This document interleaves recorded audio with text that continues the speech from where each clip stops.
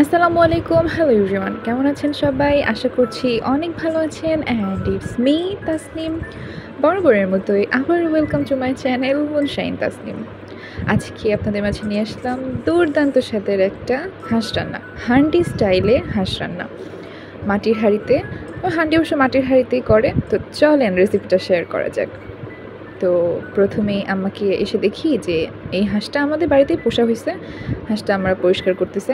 পরিষ্কার করার সময় আম্মা মানে সব লোম বা পশমগুলা উঠায়, পালকগুলা উঠায় নিয়ে আমি একটু হলুদ মাখায় নিয়ে তারপরে পুড়ায় বা যেটা করে করে আর কি। এতে করে হয় কি নাকি বেশি পরিষ্কার হয়। আই ডোন্ট নো কেন এটা করে। আপনারাও করতে পারেন। তো পরে হাঁস কাটাকাটি করে এখানে ধোয়া হচ্ছে।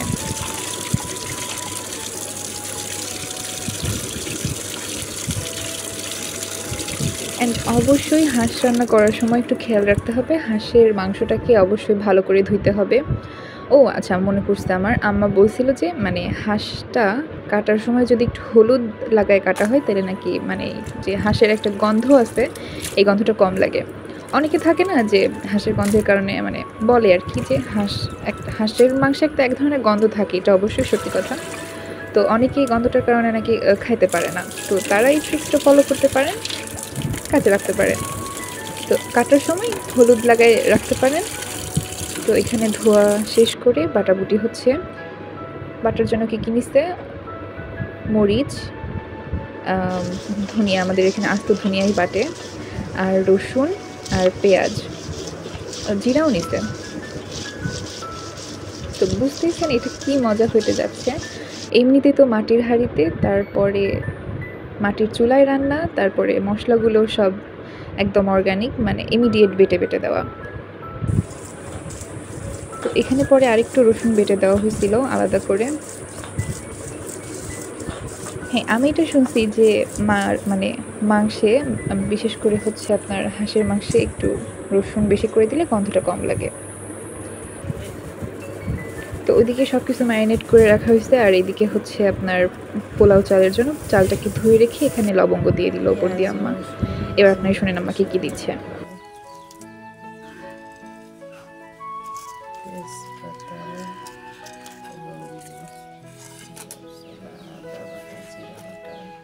পেঁয়াজ কুচি, রসুন কুচি, গোলমরিচ,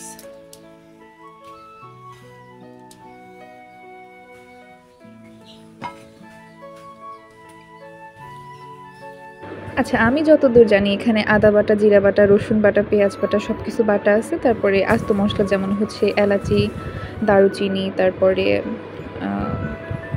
এগুলা বাটা দেওয়া হয়েছে। আর কিছু কিছু আস্ত মশলা দেওয়া হয়েছে যেমন লবঙ্গ, তারপরে হচ্ছে আরেক কিছু যে এলাচ, দারুচিনি, এগুলো আবার একটু আস্তে আস্তে দেওয়া হয়েছে। পরে এখানে দেওয়া হচ্ছে গুঁড়া মশলাগুলো যেগুলো থাকে, ধনিয়া গুঁড়া, মরিচের গুঁড়া, হলুদের গুঁড়া। ও না, ধনিয়া গুঁড়া দেওয়া হয়নি, মানে ধনিয়া গুঁড়ো তো আমরা বললাম যে রটা খাই, প্রথমে বেটে দেওয়া হয়েছে।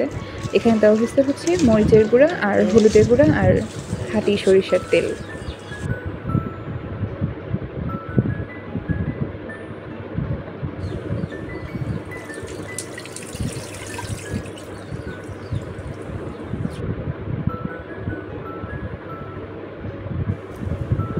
রসুন, আস্ত রসুন দিলাম।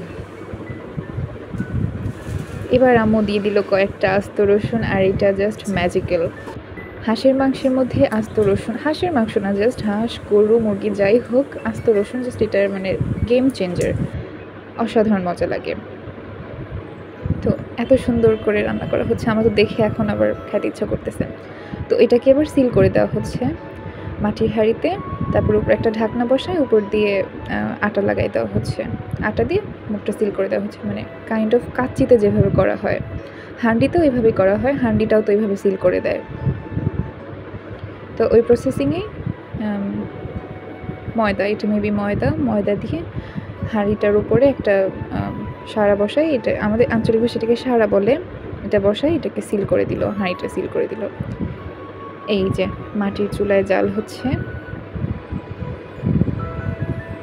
আপনারা ট্রাই করতে পারেন। আর এটা সত্যি সত্যি খুবই মজা, অসাধারণ মজা।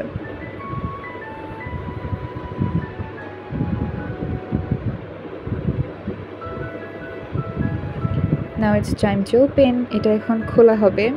আমি ওয়েট করতেছি যে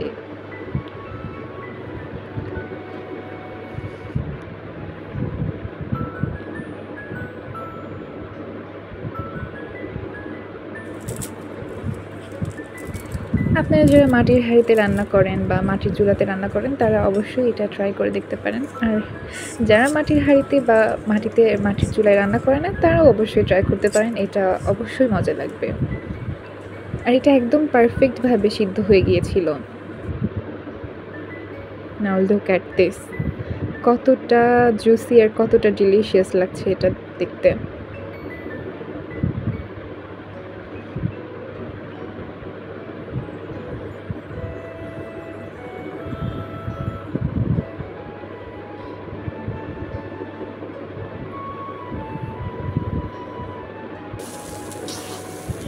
আর এখানে করা হচ্ছে পোলাওয়ের জন্য রেডি করা হচ্ছে চালটা।